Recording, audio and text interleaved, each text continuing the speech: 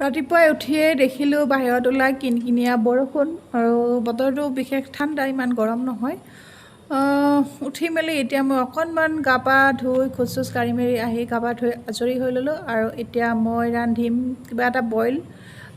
দালি দি দিছোঁ, আলু লগতে জিকা, ভাতকেৰেলা, কোমোৰা গোটেইখিনি ঘৰৰ হয়, খুব ভাল লাগে, টেষ্টি হয়, মোৰ খুব প্ৰিয় এই ৰেচিপিটো। আৰু এইফালে মই দৰুণ শাকটো লৈ লৈছোঁ, ঘৰৰ পৰা আনিছিলোঁ, আনি থোৱাই আছিলে পলিথিনত, তেনেকৈ পাহৰি আছিলোঁ, আজি ভাবিলোঁ খাওঁ। আৰু এইফালে উতলি আছে মোৰ বইল দালিখিনি, ইয়াতে মই আদা নহৰু অকণমান থেতালি দি দিছোঁ।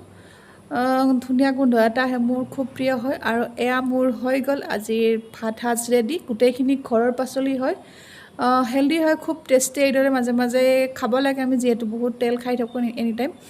আৰু এফালে আহিলে দাদা এজনে মৌ বিক্ৰী কৰিবলৈ, দাদাজন চিনাকি হয়, মৌ মই ৰাখিলোঁ আজি, বিশেষকৈ মানে কমেই ৰাখিলোঁ, ইমান ৰখা নহ'ল, আগৰ আছিলে যিহেতু 1 কেজি ৰাখি থৈ দিলোঁ।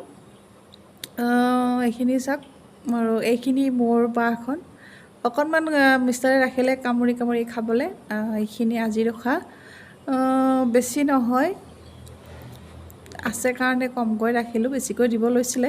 এইখিনি 3-4 মাহমান আগত ৰখা, এয়া চাওকচোন দানা পৰি গৈছে তলত গোটেই, একদম পিয়'ৰ হয় এইবোৰ, একো ভেজাল নাই। বেপাৰী দুজন মানে চিনাকি, আৰু মই দেখুৱাই দিছোঁ, এয়া চাওকচোন গোটেই দানা হৈ গৈছে, চামুচেৰে কাটি কাটি উলিয়াব লগা হৈছে।